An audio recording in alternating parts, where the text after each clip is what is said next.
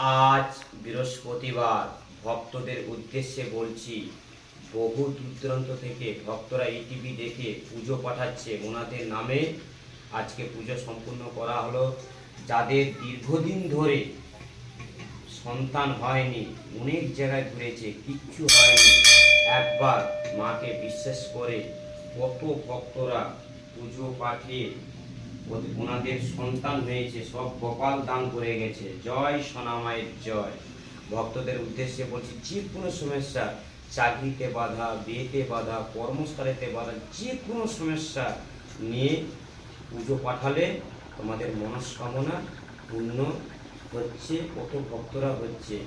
ভক্তদের উদ্দেশ্যে বলছি, যারা দীর্ঘদিন ধরে বাড়িতে সমস্যায় ভুগছেন, যাদের দীর্ঘদিন ধরে জাদুটঙ্গা বানে ভুগছেন, সবসময়ের জন্য গন্ডগোল লেগে আছে, তাদের উদ্দেশ্যে বলছি, একবার মাকে পুজো পাঠান, মার কাছ থেকে একটু পুষ্প নিয়ে যান, বাড়িতে সদর দরজার আগলি টাঙান, তোমাদের মনস্কামনা পূর্ণ হবে।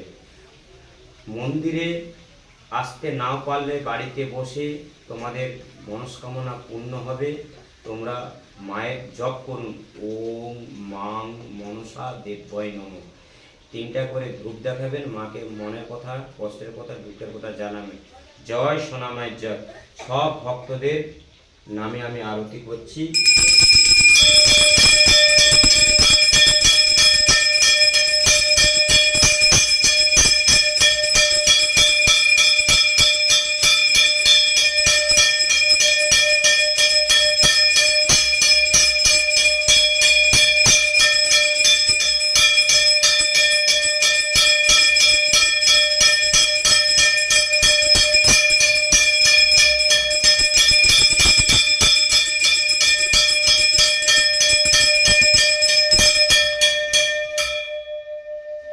মা ভক্তদেরকে কোনো নিরাশ করে না।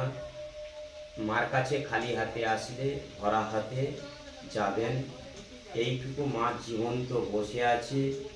এটা আমার বাজারে কিনা মা নয়। আমার 2.5 বছরের মেয়ে মারা যাওয়ার পর আমি মাকে পুকুর থেকে পেয়েছি। মা খুব জাগ্রত, মা খুব জ্যান্ত।